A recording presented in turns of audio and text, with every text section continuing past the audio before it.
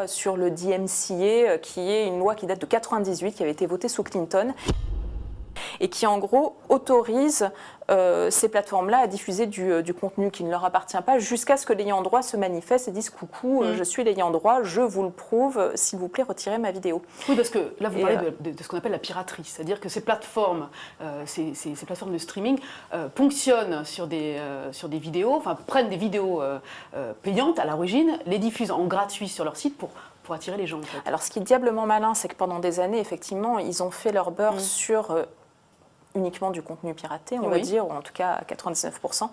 Et petit à petit, vu qu'ils ont tué l'industrie du X, vu qu'il y a 70% de la production qui a disparu, il y a certaines multinationales comme ça qui ont cannibalisé un peu, qui ont racheté finalement tous ces studios qui étaient moribonds et qui ont étendu leur monopole sur l'ensemble de l'industrie, de façon à, finalement à ce que les gens qui travaillent désormais dans cette industrie ne puissent plus lutter contre eux. C'est valable pour les actrices qui aujourd'hui n'osent plus trop révéler ce qui peut se passer sur les tournages.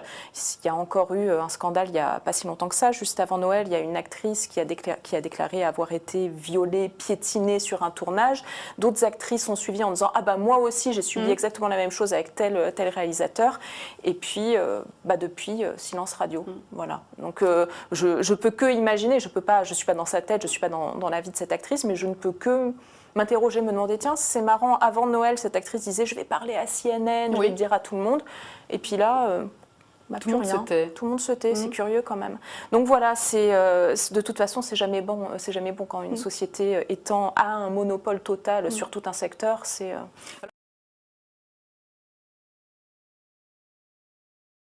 Si je voulais redonner des cours de danse, je ne suis pas sûre que les parents oseraient me laisser leurs enfants, alors que j'adore les enfants et que je ne leur ferai aucun mal et je ne me les habillerai pas devant eux. Donc la reconversion est compliquée pour une actrice porno, quelle qu'elle soit. Tu trouves ça normal ? Bien sûr que non, c'est pas normal, c'est de la discrimination, le fait de ne pas pouvoir se reconvertir en ce qu'on veut. Si demain je veux être même vendeuse dans une boutique, je pense que ce sera compliqué, donc même ça, les portes se ferment plus ou moins lorsque les gens apprennent ce que tu as fait dans le passé. Et c'est vrai que ça a été assez difficile pour moi, même si j'ai rencontré des gens, on me regardait plutôt comme un dessin animé de Tex Avery, tu vois, un poulet rôti, plutôt que d'écouter ce que j'avais à dire. On ne peut pas rentrer dans le porno en étant fragile. Il faut être forte, très très forte. C'est quelque chose qui détruit facilement. Et ça, les petites jeunes qui commencent ne s'en rendent pas compte. Ça peut vraiment bouleverser une vie et jusqu'à la mort. On a atteint un stade de violence inouï. C'est-à-dire qu'on leur propose des choses que jamais aucun producteur n'aurait osé leur proposer il y a encore 10 ans.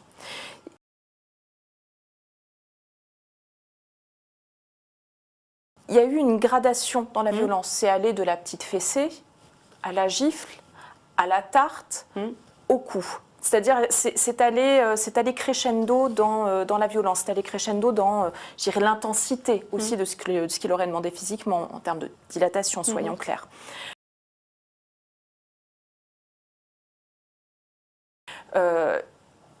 Et puis aussi, en termes sanitaires, il y a eu la paupérisation de ce secteur a fait que beaucoup de personnes ont peur désormais de passer à côté de contrats, parce que les contrats se sont raréfiés. Donc pour ne pas passer à côté d'un contrat, certaines personnes ont falsifié des tests. C'est ce qui a été à l'origine, par exemple en 2012, de la très grande épidémie de syphilis qui a touché plusieurs centaines de personnes. Ce n'était pas une petite épidémie, plusieurs centaines de personnes. Oui, en Europe et aux États-Unis. Et ce qui était assez drôle, c'est que justement, cette même année, aux États-Unis, en Californie, ils avaient voulu faire passer une loi sur le préservatif obligatoire. Et la compagnie qui a financé la contre-campagne, finalement, pour ne pas imposer le préservatif, c'est justement une des multinationales qui détient tous ces tubes. Est-ce que c'est les plateformes, les productions d'aujourd'hui qui l'imposent au fur et à mesure du temps, ou ce sont les consommateurs qui sont demandeurs? Les deux, en fait.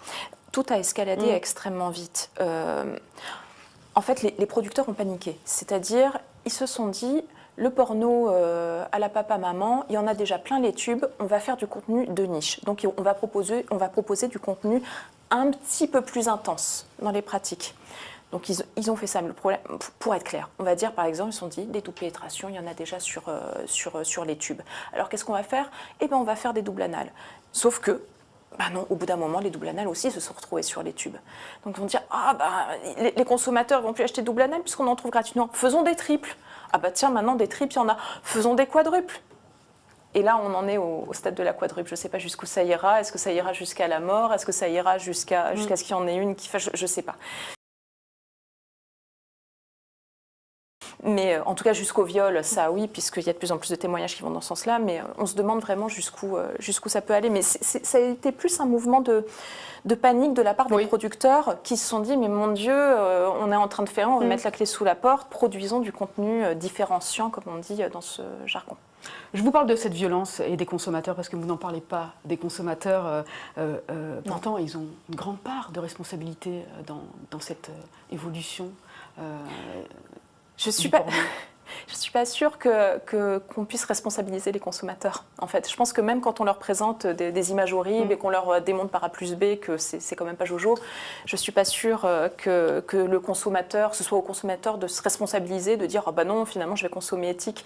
Enfin, je veux dire, on le voit bien, je sais pas, pour l'industrie de la viande, par exemple, on va leur montrer des images d'abattoirs, bon bah, ils vont dire « Ah, c'est pas bien », puis ils vont quand même continuer à consommer normalement. Les moutons refusent de rentrer dans le couloir. Ils se rassemblent et cherchent à fuir. Mais ces animaux apeurés sont manipulés avec violence.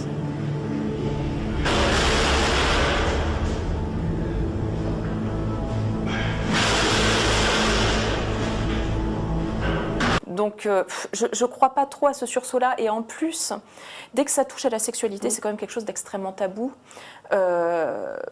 Et puis c'est l'anonymat aussi, les tubes. Il n'y a vraiment pas de traces, ou presque pas, en tout cas en apparence, puisqu'ils collectent les datas. Mais bon, en apparence, il n'y a presque pas de traces.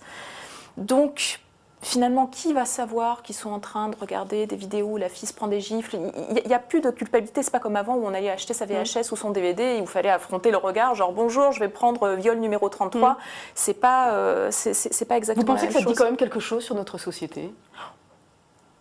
Bah, en tout cas, ça dit quelque chose sur le rapport au travail, au niveau de l'ubérisation du travail. Oui. Ça dit quelque chose sur notre rapport à la sexualité et justement au côté tabou. Parce que si la sexualité était moins tabou, si le porno était un secteur qui était pris un petit peu plus au sérieux, on n'en arriverait pas là, je pense. Je pense que ça ferait un moment qu'on aurait réglementé, ça ferait un moment... Enfin, là, on est dans une situation qui est juste improbable. Je veux dire, les gamins, ils ont accès au porno. J'allais y venir. Une autre dérive que vous mettez en avant dans ce documentaire, dans cette enquête, c'est l'accessibilité aux mineurs. N'importe quel gamin peut accéder à des contenus ultra-violents, pornographiques, sans que personne s'en émeuve. Les plateformes existent. Que fait la loi? Que fait la France par rapport à ça? Ce qui est fou, c'est qu'en France, c'est quand même illégal. Hein. Oui. En France, on a quand même une réglementation qui est assez stricte sur la diffusion des programmes dits de catégorie 5, donc les programmes pour adultes. On le voit que pour diffuser à la télé, il faut respecter, il y a le double cryptage, il faut passer après minuit. Et puis, on peut pas passer n'importe quelle pratique. Par exemple, sur Canal+, on n'a pas le droit de diffuser des images de faux viols, de mise en scène de non-consentement, de référence, je sais pas, à la pédophilie, à l'inceste, etc. Il y a quand même des règles assez strictes. Là, on a l'impression que on comprend pas. Je pense que les personnes qui nous dirigent, qui ont le pouvoir de légiférer, déjà à la base, comprennent pas grand-chose au numérique, mais comprennent encore moins au porno. Et donc, du coup, on est dans cette espèce de grand flou, ils n'osent pas trop s'attaquer à ça, ils se disent, mon Dieu, si on commence à légiférer autour de la pornographie en ligne, on va paraître liberticide. Est-ce qu'ils auraient les moyens de le faire sur le plan national, puisque tout est géré? C'est hyper facile, hein. Il suffit de décrocher son téléphone, d'appeler les fournisseurs d'accès, Free, Orange, SFR, dire, bonjour, on a 10 sites à bloquer, est-ce que vous pouvez les bloquer? Ça serait aussi simple que ça? En 5 minutes, c'est fait. Mais je pense que... Moi, je ne suis pas pour bloquer le porno sur Internet, entendons-nous bien, parce que en général, dans un pays, quand le porno est radicalement interdit, c'est jamais bon signe en termes de démocratie. Enfin, quand on regarde un peu dans le monde, les pays où le porno est interdit, c'est jamais très bon. Moi, ça ne m'empêcherait pas de dormir, hein, mais bon, je pense que ce ne serait pas très bon en termes sur ce que ça dirait sur la liberté de notre pays. Mais Mais c'est quand même assez simple de bloquer un certain nombre de sites à partir du moment où ils ne respectent pas la loi sur la protection des mineurs. Moi, je ne dis pas qu'il faut bloquer Internet, qu'il faut bloquer le porno sur Internet, je dis juste qu'il faut faire respecter la loi en termes de protection des mineurs. Là, ces sites-là, il n'y a même pas de disclaimer, on leur demande même plus de rentrer leur date de naissance, même si avant on peut dire « Ah oui, mais on rentrait la date de naissance, c'était pipeau ».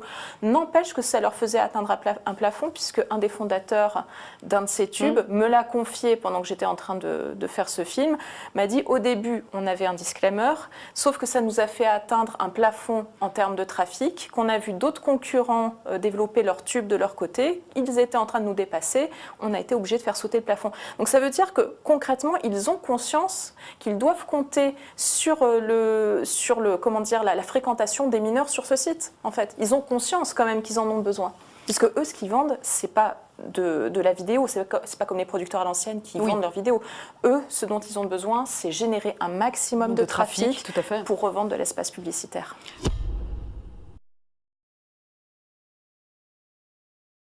Je ne pense pas que ce soit une bonne idée d'interdire, parce que si on interdit, ça va créer de la marginalité, ça va être encore plus dangereux, on va tourner des films en cachette, et puis alors là, c'est la porte ouverte au snuff. Donc je ne pense pas que ce soit une bonne idée, ou aux mineurs, quoi. Donc,